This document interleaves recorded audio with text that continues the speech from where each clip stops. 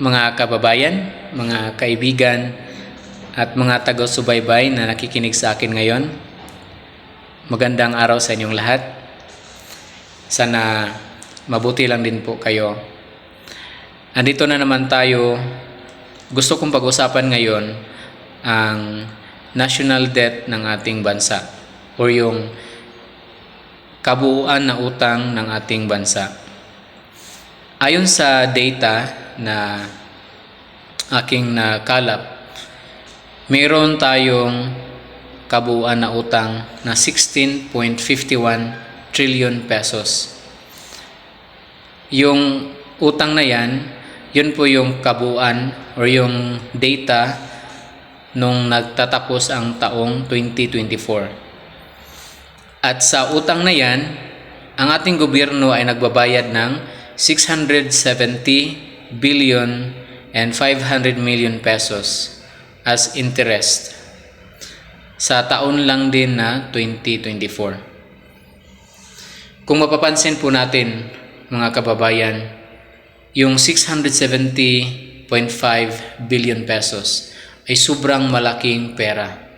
Ito ang nawawala sa kaba ng ating bansa na napupunta sa pagbabayad ng utang or interest ng utang. Ilang pamilya ang pwedeng matutulungan at ilang mga proyekto ang pwedeng maipapatayo sa pera na iyan. Diba? Sobrang maraming pwedeng magagawa sa laki ng pera na napupunta sa bayad ng loan or interest ng loan. Imagine yung isa sa pinaka magandang proyekto na naipatayo dito sa ating bansa, yung Cebu-Mactan Bridge, no, yung pangatlong bridge ng Mactan. Sobrang napakaganda. Yung cost ng project na yan is 30 billion pesos. So, imagine, ang ating gobyerno ay nakapagpagawa ng ganun na proyekto na sa halagang 30 billion pesos. So, how much more sa 670 billion, ilang mga proyekto ang pwedeng may pagawa ng ating gobyerno. At ganun din, sa programa ng ating gobyerno sa pagtulong ng ating mga mamamayan na naghihirap, like wala silang pangpagamot, wala silang sapat na pera para pangpaaral sa kanilang mga anak. So yun din ay mga magandang programa ng ating bansa. So ilang mga pamilya ang pwedeng matutulungan sa halaga na 670 billion pesos.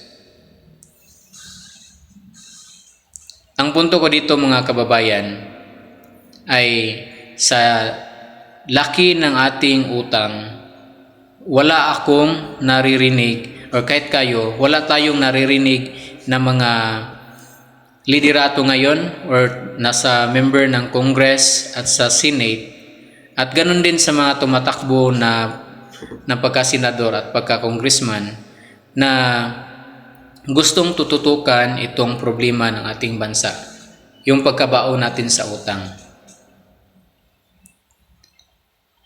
Kung meron man kayong na pakinggan, you can comment below.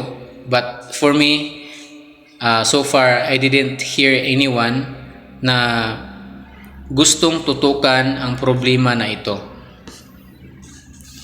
Pero sana makarating itong mensahe na ito sa ating mga mambabatas na gawan ng paraan na ang ating bansa ay mailigtas mula sa pagkabaon ng utang.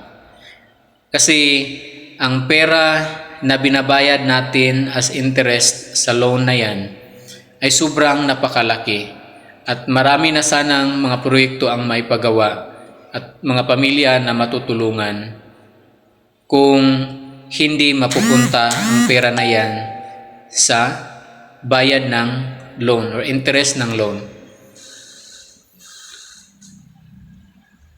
Ito lang po ang gusto kong iparating sa ating mga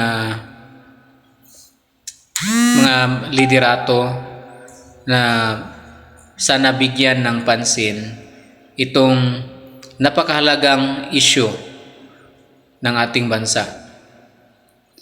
At ganun din sa atin mga kababayan, sana magiging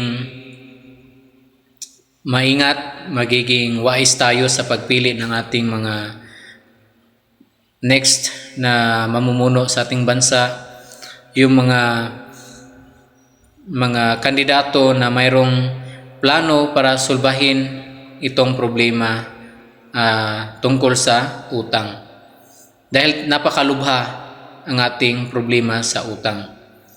At hindi talaga malayo na mabankrupt tayo.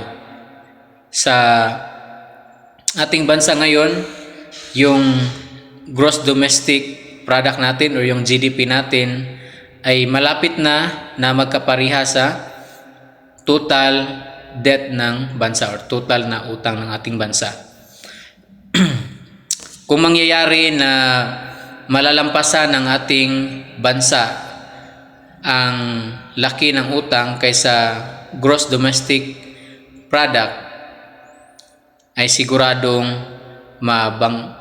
babangkaruti na ang ating bansa. So, sana hindi mangyayari ang mga pangyayari na yan, at habang may panahon pa, sana gawa ng solusyon ng ating mga namumuno. Maraming salamat sa pakikinig ninyo ngayon. Kung meron kayong mga gustong i-comment, gustong i-clarify, at gustong idagdag, please comment below, and I'm very willing to answer if you have questions. And don't forget to like and share my message for the hope that this message will come to our leaders and they will take action on this. And have a nice day. See you next video.